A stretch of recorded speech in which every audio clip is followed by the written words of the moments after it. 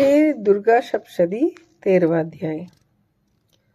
जो उदय काल के सूर्य मंडल सी कांति धारण करने वाली है, जिनके 4 भुजाएं 3 नेत्र है, तथा जो अपने हाथों में पाश अंकुश वर एवं अभय की मुद्रा धारण किए रहती है, उन सेवा देवी का मैं ध्यान करता हूँ।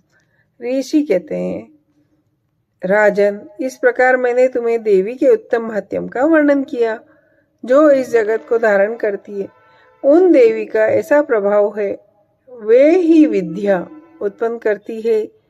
भगवान विष्णु की माया स्वरूपा उन भगवती के द्वारा ही तुम ये वैश्य तथा अन्य विवेकी जन मोहित होते हैं, मोहित हुए हैं और आगे भी मोहित होंगे।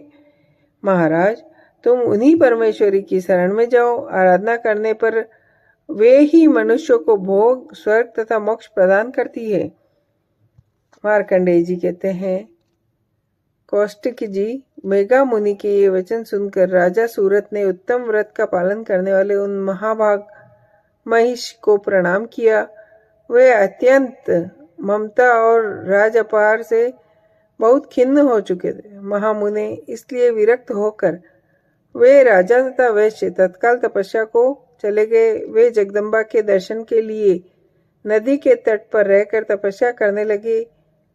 वे वैश्य उत्तम देवी सूक्त का जाप करते हुए तपस्या में प्रवृत्त हुए। वे दोनों नदी के तट पर देवी की मिट्टी की मूर्ति बनाकर पुष्प, धूप और हवन आदि के द्वारा उनकी आराधना करने लगे।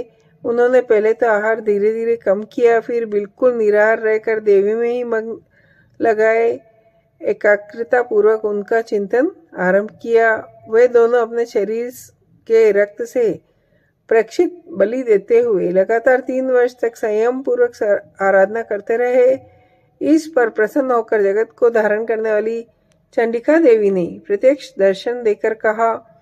देवी बोली, राजन तथा अपने कुल को आनंदित करने वाले वैश्य, तुम लोग जिस वस्तु की अभिलाषा रखते हो वह मुझे से मांगो, मैं संतुष्ट हूँ, वह सब तुम्हें दूंगी।